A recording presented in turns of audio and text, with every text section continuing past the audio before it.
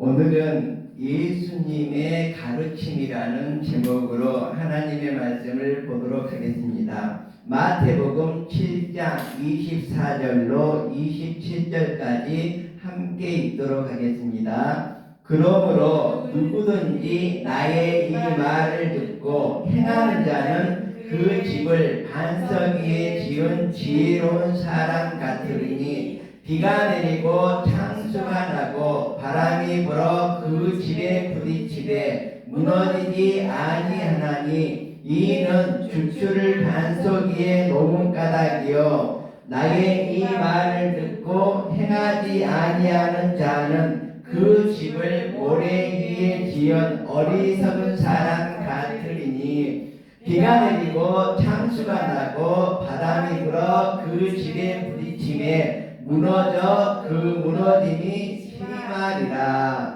아멘. 자, 오늘은 예수님께서 말씀을 하실 때, 산 위에 올라가서 말씀하실 때 많은 무리들이 모여서 예수님의 말씀을 경청하고 있습니다. 자, 그런데 예수님께서 많은 말씀을 산 위에서 가르치시고 교훈을 주셨는데 마지막으로 하신 말씀이 바로 오늘의 말씀이라고 볼 수가 있습니다. 그래서 오늘 예수님께서는 이 모든 교훈을 주시면서 이 말을 듣고 행하는 자는 지혜로운 자고 행하지 않는 자는 어리석은 자라고 말하고 있습니다. 행하는 자는 집을 반석 위에 짓는 기초를 튼튼히 한 그런 집과 같고 행하지 아니하는 자는 모래 위에 집을 짓는 사람과 같다고 말씀을 하고 있습니다. 자, 그래서 이 산상수훈이라고 하는데 산상수훈은 5장에서부터 6장 7장까지 이렇게 기록을 하고 있습니다. 그래서 이 7장에 보면 첫 번째로 비판하지 말라고 얘기를 하고 있습니다. 비판을 받지 아니하려거든 남을 비판하지 말라고 이렇게 가르치고 있으면서 우리가 많이 얘기하던 내 눈 속에 들보가 있는데 어찌하여 형제의 말하기를 내 눈 속에 티를 빼라 하겠느냐 이렇게 가르침을 주고 있는 것입니다. 그리고 거룩한 것을 개에게 주지 말며 진주를 돼지 앞에 던지지 말라고 하고 있습니다. 미련한 자, 값어치를 모르는 자는 그것을 찢어 상하게 하고 짓밟아 버리고 말기 때문이라고 말하고 있죠. 그리고 또 문을 두드리라고 얘기를 하고 있거든요. 문을 열라고 하고 있거든요. 구하라 그리하면 너희에게 주실 것이요 찾으라 그리하면 찾아낼 것이요 문을 두드리라 그러면 너희에게 열릴 것이니라. 이렇게 예수님께서 우리에게 교훈을 주고 있습니다. 구하는 이마다 받을 것이요 찾는 이가 찾아낼 것이요 두드리는 이에게 열릴 것이니라. 이렇게 얘기를 하고 있습니다. 우리가 이 세상을 살아갈 때 정말로 이 말씀대로 우리가 천국은 침노하는 자의 것이라고 했거든요. 여러분들께서 천국에 들어가려면 구하고 찾고 두드려서 문을 열고 천국에 들어가야 됩니다. 그냥 가만히 펑퍼짐하게 있다고 해서 하늘에 들어가는 것이 아닙니다. 우리가 정말 믿음을 가지려면 마귀의 유혹으로부터 우리들을 지켜야 되고 정말 굳건하고 경건하고 거룩하게 주님 앞에 합당한 이런 삶을 살아야 할 것입니다. 그래서 우리는 항상 살아가면서 구하고 찾고 두드리는 삶, 정말 천국은 진노하는 자의 우리가 정말 열심히 구하고 찾고 두드려서 문을 열고 들어가는 그 사람에게 주어진다는 것을 깨달아야 될 것입니다. 그리고 또 주님께서는 말씀을 하십니다. 좁은 문으로 들어가라. 멸망으로 인도하는 문은 크고 그 길이 넓어 그리로 들어가는 자가 많고 생명으로 인도하는 문은 좁고 길이 협착하여 찾는 이가 적다. 좁은 문으로 들어가라는 거거든요. 자, 넓은 길은 무엇입니까? 많은 사람이 그냥 허랑방탕하고 즐기고 노래하고 춤추면서 살아가는 그런 길입니다. 그렇지만 좁은 길은 무슨 길입니까? 가기 힘들지만 내가 경건하게 거룩하게 주님 앞에 합당하게 성경대로 이렇게 살아가는 길이 바로 좁은 길이고, 그 좁은 길을 걸어갈 때 우리는 좁은 문으로 들어갈 수 있다는 것이죠. 자, 천국은 낙타가 바늘기로 들어간 것과 같다고 그랬죠. 제가 언젠가 그런 설교를 한 적이 있는데, 바늘기는 우리가 생각하는 바늘기가 아니라 그랬죠. 자, 중동 지역에서 이제 상인들이 낙타를 끌고 낙타의 금은부화라든지 많은 상품들을 끌고 다른 고장으로 이동해서 팔아서 돈을 벌려는 이런 상인들이 있었습니다. 그런데 이 상인들이 중간에, 우리로 말하자면 주막이죠, 중간에 허벌판 광야에 돌로 튼튼하게 지어서 그곳에서 도둑들이 침범하지 못하도록 높은 담장을 쌓고 그 속에서 문을 쾅 닫으면 아무리 도적들이 온다고 하더라도 그 속에 침입할 수 없는 그런 주막 같은, 내가 그 이름을 잠깐 잊어먹었습니다. 그 조그만한 성 같은 그런 주막이 있는데 그 주막에서 이제 유학이 되는 것이죠. 근데 해가 떠 있을 때, 5시 이전에 딱 들어오면은 문이 활짝 열려 있어서 대문으로 들어올 수가 있지만, 이제 해가 넘어가 버린다든지 그러면 대문이 확 닫혀버립니다. 그러면 그 성 안으로 절대 들어갈 수가 없죠. 자, 그럴 때 어떻게 합니까? 옆에 쪽문이 있습니다. 이 쪽문이 이름이 바늘기입니다. 자, 그런데 이 쪽문은 대문이 아니라 옆에 있는 조그마한 문이기 때문에 사람도 고개를 숙여서 들어가야 되고, 막 낙타는 무릎을 꿇고, 그죠? 서서는 못 들어가고 무릎을 꿇고 기어서 겨우겨우 들어갈 수 있을 정도의 쪽문이 바로 바늘기라고 했죠. 그래서 우리가 부자가 천국에 들어간다는 것은 들어갈 수 없다. 우리가 생각할 때 바늘 있잖아요. 예, 옷을 입는 바늘 끼면 낙타가 도저히 들어갈 수가 없죠. 근데 예수님께서 비유하신 것은 낙타가 무릎을 꿇는다는 건 뭡니까? 겸손한 마음으로, 겸손한 자세로 무릎을 꿇고 자기 자신을 낮추고 정말 낮아져서 들어가면 천국의 부자도 충분히 들어갈 수 있다고 말씀하신 것입니다. 근데 우리는 어떻게 합니까? 발을 끼는 낙타가 절대로 못 들어가. 그래서 부자는 절대로 천국에 못 들어가. 이렇게 잘못 알고 있다고 제가 말씀을 드렸죠. 그래서 예수님께서 가르쳐 주신 교훈, 바로 좁은 길을 걸어라. 좁고 길이 협착하더라도 그 길을 걸어가면 좁은 문에 이를 것이고, 좁은 문에 이르면 낙타가 바늘기로 들어가듯이 무릎을 꿇고 낮은 자세로 기어서 들어가면 천국이 바로 너의 것이다. 이렇게 얘기하는 것이라고 볼 수가 있습니다. 자, 그리고 이제 마지막으로 하는 말씀이 있는데, 열매로 너희가 무엇인지 알 수 있다. 이렇게 얘기를 하고 있거든요. 자, 우리가 나무가 그냥 앙상한 나무가 있을 때는 뭐가 뭔지 모릅니다. 그러나 꽃이 피고 그곳에 열매를 맺으면 이것이 사과나무인지 배나무인지 감나무인지 알 수 있지 않습니까? 자, 열매가 열렸는데 감나무라도, 똑같은 감나무라도 산에 가면 똘감나무가 있습니다. 새끼 손톱만큼만 조그만 감이 열려서 먹지도 못하고 씁니다. 자, 이런 똘감나무인지 아니면 커랗게 동우가 주먹만큼 열리는 동우감인지 열매를 보고 알 수 있다는 것이거든요. 그래서 여러분들은 정말 좋은 나무가 되라는 것이거든요. 좋은 나무마다 아름다운 열매를 맺고, 정말 좋은 나무가 나쁜 열매를 맺을 수가 없고, 정말로 세상에 유익을 주는 탐스럽고 좋은 열매를 맺을 수 있다. 그래서 너희는 좋은 나무가 되라. 좋은 나무가 아니면 그것을 싹둑 잘라버려라. 이렇게 주님께서는 말씀을 하고 있는 것이죠.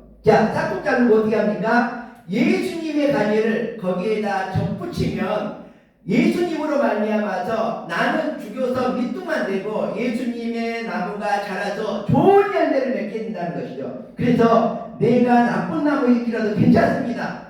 나의 이 분노와 여러 가지 교만과 이런 것들을 싹둑 잘라내버리고 그곳에 예수님으로 접붙임을 한다면 우리도 예수님과 같이 좋은 열매를 맺는 좋은 나무가 될 수 있으리라고 생각을 합니다. 자, 그리고 오늘 말씀을 합니다.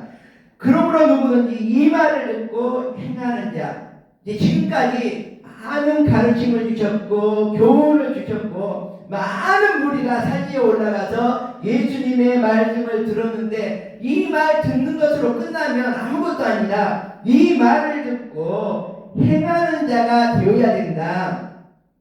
자, 그러면 행하는 자는 그 집을 반석 위에 지은 지혜로운 사람 같으리니 비가 내리고 창수가 나고 바람이 불어 그 집에 부딪히되 무너지지 아니하나니 이는 주초를 반석 위에 놓은 까닭이라고 말하고 있습니다. 그런데 예수님의 이 말을 듣고도 세상에 흘러나오는 많은 성경 말씀을 듣고도 행하지 아니하는 자는 그 집을 모래 위에 지은 어리석은 사람 같으리니 이렇게 말합니다. 그리고 비가 내리고 창수가 나고 바람이 불어 그 집에 부딪힘에 무너져 그 무너짐이 심하리라. 이렇게 마지막 교훈을 주고 있습니다. 행함이 없는 믿음, 행함이 없는 신앙, 행함이 없는 이러한 모래 위의 집은 어리석은 자가 되는 것은 정말로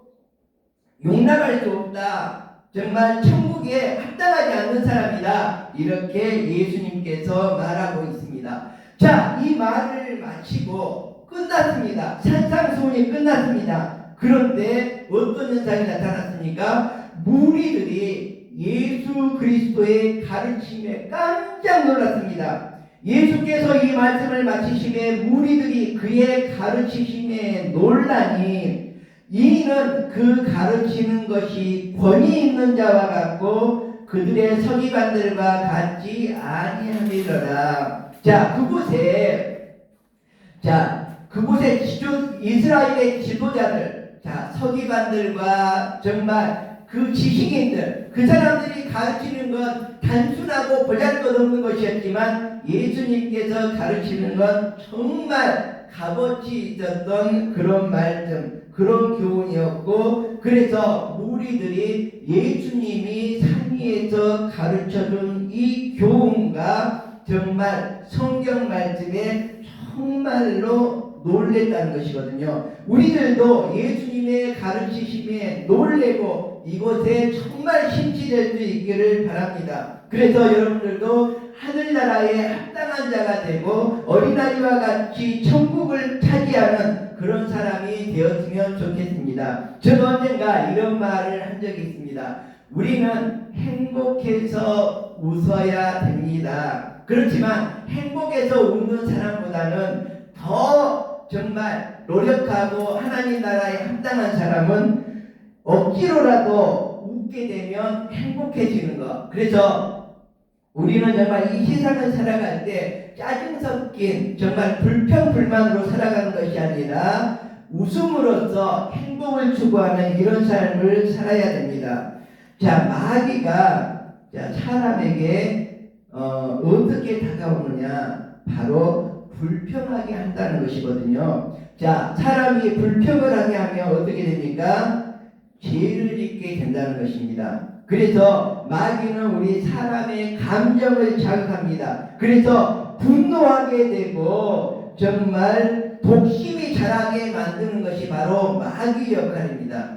자, 지금 우리나라도 지금 이렇게 불평하고 감정의 자극을 받아서 분노하고 독심이 가득한 사람들이 너무너무 많습니다. 이 사람들은 어떤 사람들입니까? 바로 모래 위에 집을 짓는 것과 같이 어리석은 사람들이라고 볼 수가 있는 것이죠. 자, 우리나라 경제를 망쳐먹고 우리나라 사업 현장에서 정말 투쟁을 하고 그냥 사업장을 파괴하고 때려 부시고 이렇게 분노와 독심을 가득 안고 불평불만으로 감정에 가득 차서 이렇게 살아가는, 이렇게 죄를 지면서 살아가면서도 정정당당하게 이렇게 느끼는 사람들, 그리고 법까지 만들어서 이런 사람들을 그냥 용서해주고 피해를 주었어도 때려 부숴서도 그냥 용서해주자, 이렇게 엉터리 법을 만들려고 하는 그런 사람들이 바로 마귀에게 사로잡힌, 분노와 독심에 사로잡힌, 정말 감정의 자극을 받고 정말 불평불만으로 살아가는 사람들이 아닐까 합니다. 우리들은 정말 지혜로운 자처럼 예수님의 가르침에, 예수님의 교훈에 정말로 순응하면서 살아가는 여러분들이 되시기를 바랍니다.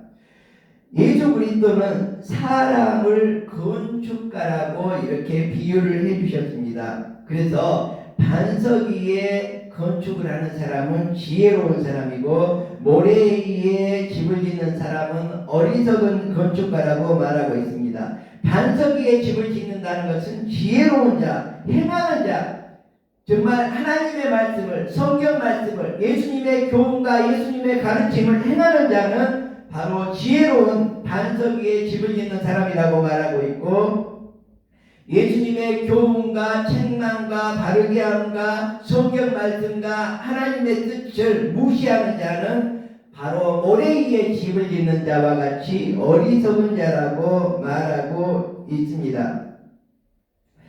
자, 이스라엘 민족을 보더라도 정말로 하나님을 잘 따르고 순종할 때 하나님께서는 정말로 그들에게 축복을 해주셨습니다. 잘 따를 때 애굽에서 탈출을 시켜주셨습니다. 출애굽을 하게 해주신 것이죠. 그런데 이 이스라엘 백성들이 불평불만을 늘어놓기 시작합니다. 하나님이 보이지 않는다고 해서 우상 숭배를 하게 됩니다. 그래서 멸망을 당하는 것이죠. 그리고 원망을 하게 됩니다. 불평을 하게 됩니다. 이렇게 될 때 어떻게 됩니까? 하나님이 보이지 않는 것은 물론이고 내일의 희망도 사라져버리고 그 앞에는 절망밖에 없는 것입니다. 그러면서 어떻게 말합니까? 우리가 애굽에서 노예로 살아갔으면 거기서는 고기 국물도 얻어먹었는데 지금 여기서 굶어 죽게 되었는데 우리가 애굽으로 돌아가자, 이렇게 돌아가서 노예로 살아가자, 이렇게 말을 하고 있는 것이 바로 이스라엘 백성들이 불평불만에 가득 차고 원망에 가득 찬 상태를 말하는 것입니다. 그래서 어떻게 됐습니까? 이 사람들은 광야에서 모두 죽고 말았죠. 가나안 땅에는 오로지 갈렙과 여호수아만 들어갔습니다. 이처럼 모두가 광야에서 죽어버리고 만 것이죠. 적과 꿀이 흐르는 가나안 땅에 들어가보지도 못한 거죠. 왜 그렇습니까? 하나님께 불평하다 보니까 하나님이 보이지 않고, 하나님이 보이지 않으니까 우상 숭배를 하고, 그리고 또 하나님을 원망하다 보니까 내일의 희망이 사라진 것입니다. 내일의 희망이 없다 보니까 절망 가운데 살게 되고, 하나님을 불평하게 되고, 나는 노예로 살 때가 더 좋았다고 생각을 하고, 그리고 나서 모두 광야에서 죽고 말았던 것입니다. 우리들도 정말 불평과 불만, 원망으로 살아가다 보면 이와 같은 이스라엘의 출애굽했던 백성들과 같이 광야에서 고생만 하다가 정말 젖과 꿀이 흐르는 아름다운 땅에 들어가 보지도 못하고 우리의 힘을 마감할지도 모릅니다. 그래서 우리들은 정말 지혜로운 자가 되어서 항상 하나님과 동행할 수 있는 우리들이 되면 참 좋겠다, 이런 생각을 해보았습니다. 자, 우리가 이제 사회복지를 공부할 때에 여우 이야기가 나오죠. 여우 이야기가 언제 나오냐 그러면 청포도 이야기 할 때 나옵니다. 청포도 이야기는 무엇입니까? 우리가 이제 방어기제, 우리의 여러 가지 속에 갈등이 있을 때, 여러 가지 문제점이 있을 때 방어기제로서 자기를 합리화시키는 방법으로서 청포도와 여우의 비유를 들고 있죠. 자, 그런데 오늘도 제가 청포도와 여우의 비유를 한 가지 들도록 하겠습니다. 우리의 인생은 우리가 있다면 우리 밖에 여우와 같다고 생각을 해야 됩니다. 자, 여우가 길을 걷고 있습니다. 자, 그런데 가수원이 하나 있는데 울타리가 촘촘하게 쳐져 있는 것입니다. 근데 그 울타리 안에 맛있는 포도가 땡글땡글 열려 있어서 정말 탐스럽고 먹고 싶어서 정말 죽을 뻔한 그 여우의 모습을 여러분들이 한번 상상을 해보십시오. 그런데 그 울타리 안으로 들어가서 따먹어야 되지 않습니까? 근데 거기에는 말뚝을 촘촘히 박아놔가지고 여우가 들어갈 수가 없었습니다. 그런데 어느 말뚝과 어느 말뚝을 보니까 틈이 좀 벌어져서 그곳으로 들어갈 수 있을 것 같습니다. 그래서 여우가 머리를 뒤밀고 들어가려다 보니까 지금까지 먹었던 음식이 배에 꽉 차가지고 배가 도저히 빠져나가지 않는 겁니다. 그래서 어떻게 했습니까? 3일을 거기서 쫄딱 굶었습니다. 그리고 똥을 팍 싸고 나니까 배가 홀쭉해져가지고 거기를 들어갔죠. 그래서 맛있는 청포도를 마음껏 따먹었습니다. 그리고 이제 나가야지, 주인한테 걸리면 내가 잡혀 죽지 하고 나가려다 보니까 그곳으로 나오려다 보니까 배가 또 똥똥이가 되어 나올 수가 없는 것입니다. 그래서 어떻게 합니까? 3일을 또 쫄딱 굶고 똥으로 다 싸고 나서 예, 그 틈새를 빠져나왔다는 이야기가 있습니다. 그래서 여우가 뭐라 그랬을까요? 들어갈 때도 배고팠는데 나올 때도 배고픈 거 마찬가지구나, 이렇게 얘기를 했다는 이야기가 있습니다. 자, 디모데전서 6장에 보면 우리가 세상에 아무것도 가지고 온 것이 없음에 또한 아무것도 가지고 가지 못하리라, 이런 얘기가 있습니다. 자, 우리 인생이 여우밖에 우리 울타리밖에 여우 같은 인생이 아닌지 다시 한번 생각을 해보아야 될 것입니다. 자, 어느 왕이 저작거리에 큰 돌을 갖다 놓았습니다. 그리고 거기에다 무엇인가 감춰 놓았습니다. 자, 그런데 정승들이 지나가면서 아니 어떤 놈이 여기다 이런 돌을 갖다 놨어, 그러면서 그냥 손가락질만 하고 지나갔습니다. 다음은 양반네님들이 지나가면서 아니 종놈들은 돌도 안 치고 뭐 하는 거야 이러면서 불평불만을 하고 지나갔습니다. 그런데 그곳에 농부한 사람이 지나가면서 돌을 말없이 치웠습니다. 근데 그 돌 밑에 편지가 하나 있는 것입니다. 그 편지를 보니까 이 황금을 가져가시오. 돌을 치우는 자가 이 황금을 가져가시오. 임금님 치긴 꽝 찍어진 겁니다. 자, 그래서 우리들도 이 세상을 살아갈 때 이 정승들과 양반들 같이 그냥 불평불만만 늘어놓고 살아간다면 아무런 이익도 없고 삶이 불편해지고 정말 어리석은 자로 살아갈 수밖에 없는 것입니다. 그렇지만 우리들이 삶을 긍정적으로 다른 사람에게 유익을 주는 이런 행동들을 한다면 이 농부와 같이 임금님의 친처를, 이 황금을 가지시오, 이런 친처를 받을 수 있으리라고 생각을 합니다. 그리고 우리가 이 세상을 살아갈 때에 성공의 비결이 있습니다. 물론 예수님이 말씀하신 대로 지혜로운 자가 되어야지 이 세상을 성공적으로 살아가고 저 천국에 들어갈 수 있죠. 그러나 이것은 순수하게 그냥 세상적인 성공의 법칙입니다. 어느 청년이 이 임금을 찾아와서 인생을 성공하려면 어떻게 살아야 합니까? 그 방법을 좀 가르쳐 주십시오, 이렇게 임금님께 청구를 했습니다. 그러자 임금이 이 청년에게 그 잔을 주면서 포도주를 가득 채웠습니다. 지금 밖으로 나가서 저작거리를 한 바퀴 돌고 오는데 이 포도주가 한 방울만 떨어져도 너의 목을 칠 것이다. 빨리 가서 돌고 오너라. 이렇게 하고 청년을 내보냈습니다. 청년이 이 포도주 가득 담긴 포도잔을 들고 살금살금해서 저작거리를 돌아서 왔다고 합니다. 그래서 임금이 물어봅니다. 저작거리를 한 바퀴 도는 동안 무엇을 보았느냐? 그러자 포도주를 엎지를까 봐서 그것만 보고 와서 뭐가 있었는지 잘 모르겠습니다. 이렇게 말하자 임금이 그 청년에게 이렇게 말합니다. 맞아. 성공의 비결은 목표를 세우고 한 곳에 집중하는 것이다.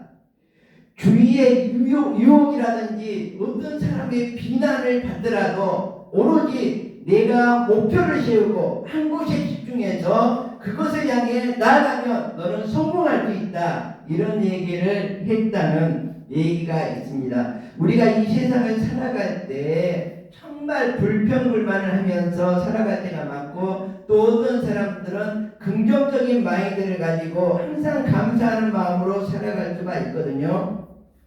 제가 조금 전에 길가에 돌멩이 얘기했는데, 어떤 사람들은 평탄한 길을 걸어가면서 아주 그냥 좋은 길을 걸어가면서도 돌멩이 하나가 있으면 그것을 가지고 정말 얼굴을 찡그리고, 정말 우리가 뭐 50평짜리 좁고 화려한 집에 살면서도 항상 얼굴을 찌푸리고 이렇게 살아가는 어리석은 사람으로 살아가고 있습니다. 그렇지만 정말 20평 아파트에 살더라도 밝은 웃음으로 이렇게 살아가는 사람이 있습니다. 이 사람은 험난하고 캄캄하고 어두운 길을 걷더라도 그 중에 저기 멀리서 가느다란 한 줄기 빛만 비쳐더라도 하나님께 감사하고 이 빛을 주셔서 내의 갈 길을 인도해 주시니 감사합니다. 이렇게 얘기를 할 수 있는 것이거든요. 멕시코의 한 마을에 온천이 있는데, 이 마을의 온천은 아주 특수합니다. 한쪽에서는 뜨거운 물이 칼칼 솟아나는 온천이고, 바로 그 옆에는 또 차가운 물이 솟아나는 냉천이 있는 것입니다. 원래 온천이 솟아나면 냉천이 없거든요. 근데 이 마을은 특이하게 바로 옆에가 온천이 있고 그 바로 옆에가 냉천이 있는 마을입니다. 그래서 여행객들이 이곳을 찾아서 관광객들이 이곳은 더운 물과 찬물이 마음껏 나오니까 너무너무 좋겠습니다. 그런데 그 마을의 여인들이 빨래를 하러 왔습니다. 그래서 온천에서 빨래를 빨고 냉천에서 빨래를 헹궈서 꼭 짜서 가져가는데, 그 여인들이 불평불만만 늘어놓은 것입니다.